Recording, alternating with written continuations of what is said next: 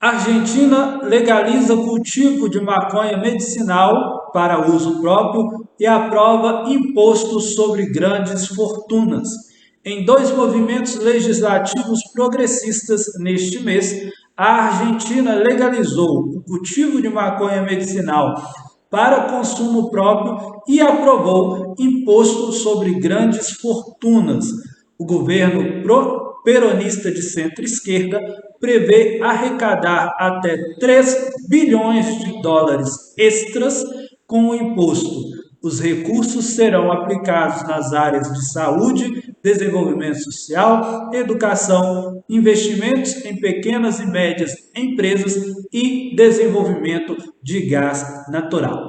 Então, no último dia nós tivemos aí a notícia, e nos últimos meses nós tivemos a notícia de dois movimentos legislativos progressistas no nosso país vizinho aqui, que conseguiu se livrar do seu governo de direita, né, do governo de direita da Argentina, e adotou um governo de esquerda, depois de uma grave recessão econômica. A Argentina ainda vive uma grave recessão econômica, e agora adota medidas de fato progressistas para se ver, para se livrar dessa recessão econômica.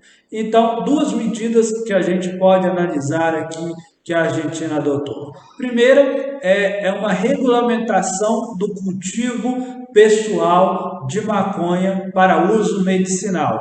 Lógico, a lei já existia uma lei na Argentina desde 2017 que autoriza o uso da maconha medicinal em determinadas situações, né? E era possível produzir esse medicamento, era possível você comprar medicamentos à base da maconha nas farmácias ou em lojas adequadas. E hoje o presidente da Argentina regulamenta o cultivo pessoal da maconha destinado ao uso medicinal dela. A gente tem que ter em mente que o uso recreativo ainda é proibido, né, na Argentina. Não há uso permitido da maconha. É um movimento que realmente a gente está vendo em vários locais do mundo. Não se sabe quando que o Brasil vai adotar esse movimento. O Supremo Tribunal Federal está com uma ação para se discutir a descriminalização do uso da maconha e de outras drogas. Há ministros favoráveis à descriminalização do uso até de outros entorpecentes. A posição do ministro, por exemplo, o ministro Roberto Barroso, é de que se faça a descriminalização do uso da maconha para se ter uma ideia de como vai se descriminalizar o uso de outros entorpecentes, mas é um caminho que já vem caminhando. Mas essa discussão no Supremo Tribunal Federal foi interrompida com um pedido de vista do ministro Alexandre de Moraes, um ministro conhecido por ser contrário a essa abertura na política de drogas brasileira. Nos Estados Unidos, no último pleito eleitoral, 4 estados regulamentaram, aprovaram o uso recreativo da maconha. Agora, no país, já somam-se 11 estados, 11 dos 50 estados dos Estados Unidos que permitem o uso recreativo da maconha. Nós tivemos um caso interessante, foi o estado de Oregon. O estado de Oregon regulamentou o uso da maconha, como de outros entorpecentes, se eu não me engano, até mesmo de cocaína, foi regulamentado e aprovado no estado do Oregon. E agora a Argentina, com a aprovação do uso do cultivo, já era aprovado o uso medicinal da maconha, agora o governo peronista regulamenta o cultivo pessoal do entorpecente da maconha para uso medicinal. Então, um grande avanço progressista no estado, no país da Argentina aqui do lado. O Brasil parado nessa discussão, sem avanço, nessa discussão importante, impactante nos últimos anos. Quanto ao imposto sobre grandes fortunas, é uma coisa a se chamar atenção também, né? Em um momento em que os países refletem sobre a adoção de medidas que possam, medidas alternativas para reduzir o impacto na economia quanto ao coronavírus, ao impacto na economia de reformas como reforma da Previdência, reforma trabalhistas, e o impacto dessas medidas no orçamento público.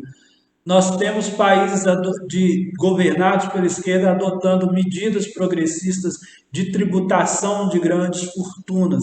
E há algo interessante que aqui no Brasil, na eleição de 2018, de todos os candidatos, sejam os mais de direita ou mais de esquerda, seja seja candidatos de direita ou de esquerda em 2018, todos eles tiveram algum tipo de proposta em seu projeto de tributação sobre grandes fortunas.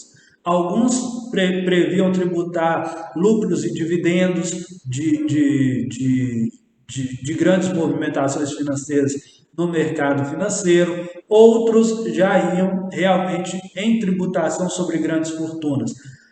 O único candidato que não tinha em seu projeto nenhum tipo de tributação sobre grandes fortunas era justamente Bolsonaro no projeto econômico de Paulo Guedes. Ele já falou várias vezes que não vai passar tributação sobre grandes fortunas em seu mandato, algo previsto na Constituição brasileira desde 1988 e que nunca foi regulamentado.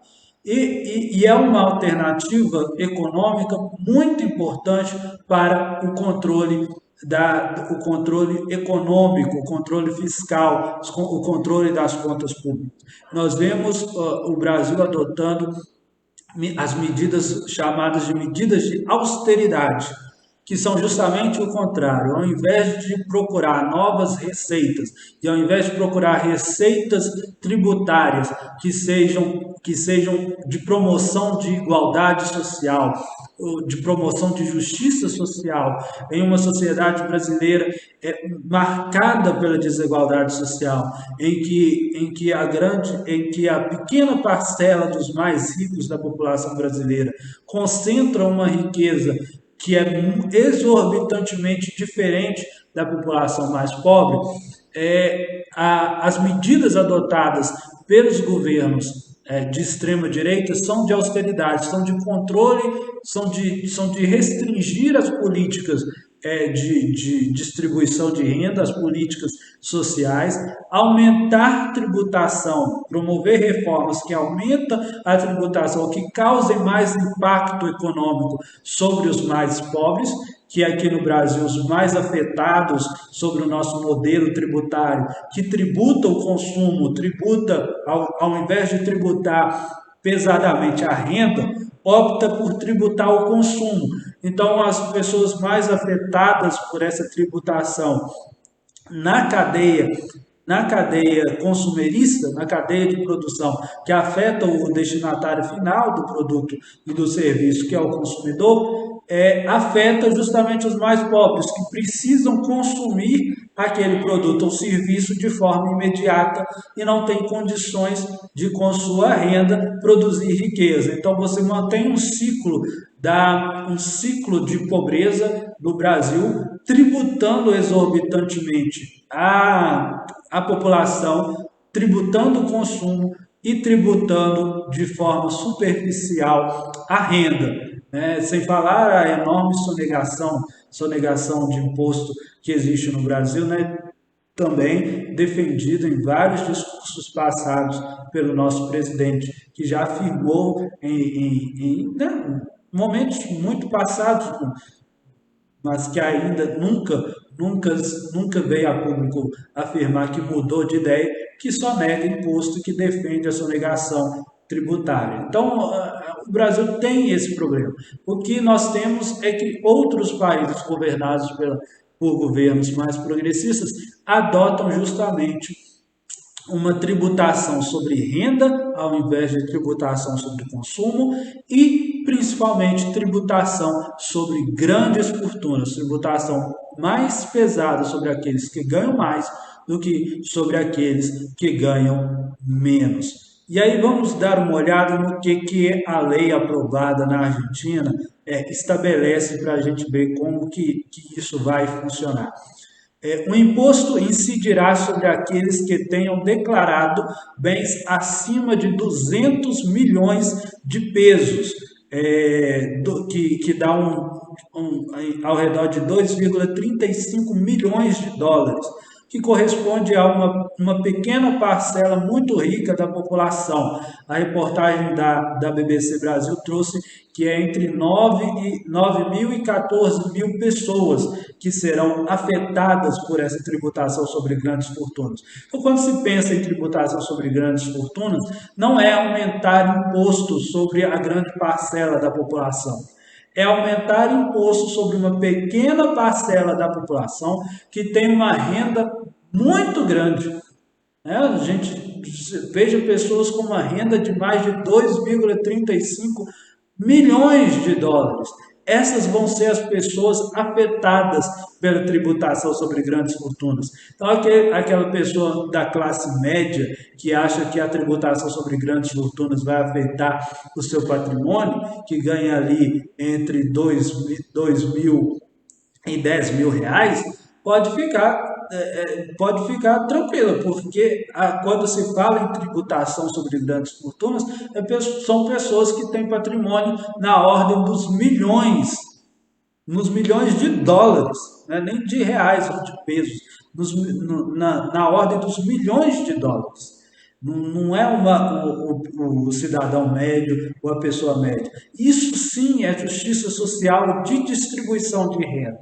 É você pegar aquelas pessoas com maior capacidade contributiva e fazê-las contribuir mais de acordo com essa capacidade, para que a gente possa construir uma sociedade que consiga arcar com os serviços públicos para todos.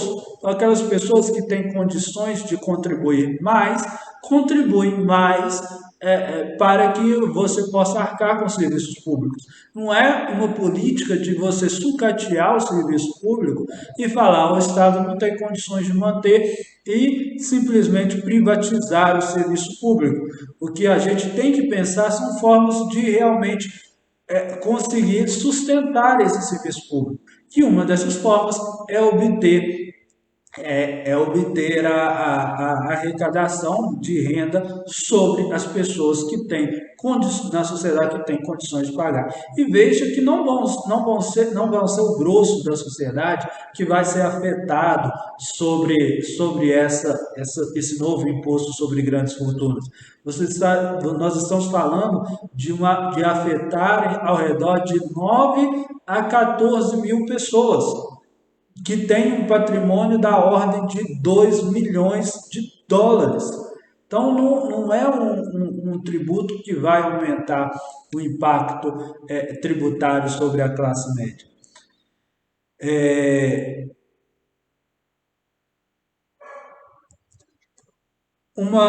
Só para concluir esse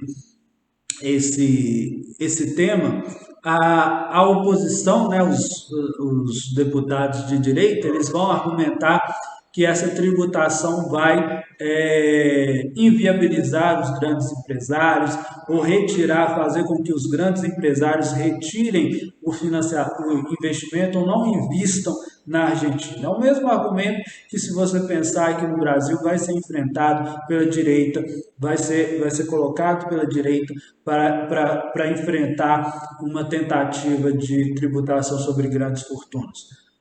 O que é algo equivocado, porque o excesso de dinheiro, quando um grande investidor, quando um grande capital tem excesso de capital, nem sempre ele reinveste esse capital. Ele utiliza desse capital para especular financeiramente e para promover mais riqueza para si. Por que não pegar parte desse dinheiro e revestir como bem social? Por que a sociedade em geral deveria se manter numa situação de precariedade e de desigualdade social extrema para poder permitir que o grande capital, que as grandes fortunas possa ter um capital livre para que possa investir em especulação e com esse capital livre promover um aumento ainda maior do seu capital. Esse capital não está tendo função social nenhuma a não ser de aumentar a própria riqueza do grande capital. E é justamente nisso que o imposto sobre grandes fortunas ataca. Esse capital excedente das grandes fortunas, que será impactado pelo imposto sobre grandes fortunas, já é um capital ocioso desses grandes milionários, que não tem função social nenhuma. Há um argumento muito falacioso da economia, e isso deriva dos governos de Ronald Reagan nos Estados Unidos ou de Margaret Thatcher na Inglaterra, de que se você diminui os impostos sobre os grandes, sobre os mais ricos, esse dinheiro excedente que vai ficar com eles será reinvestido na economia e garantirá uma melhora na economia para todos. Isso é falacioso. Esse dinheiro excedente do grande capital não é reinvestido na economia, porque para reinvestir na economia, o grande capital teria que arcar com risco, teria que arcar com necessidades ou com incertezas da economia que não é lógico ou não é de se esperar que eles vão querer de livre e espontânea vontade arcar. Então esse patrimônio excedente não é utilizado para ser reinvestido na economia, é utilizado de forma especulativa pelo grande capital para promover um enriquecimento maior de si mesmo. Então, é justo, é uma justiça social se pensar em uma tributação sobre esse capital excedente ocioso das grandes fortunas que possibilite um reinvestimento social, uma distribuição de renda social desse capital para a população mais necessitada. E é exatamente isso que o imposto sobre grandes fortunas promove, uma distribuição de renda, uma igualdade social, uma maior distribuição de renda, uma igualdade social, e que essa riqueza seja destinada a financiar os serviços públicos essenciais para toda a sociedade.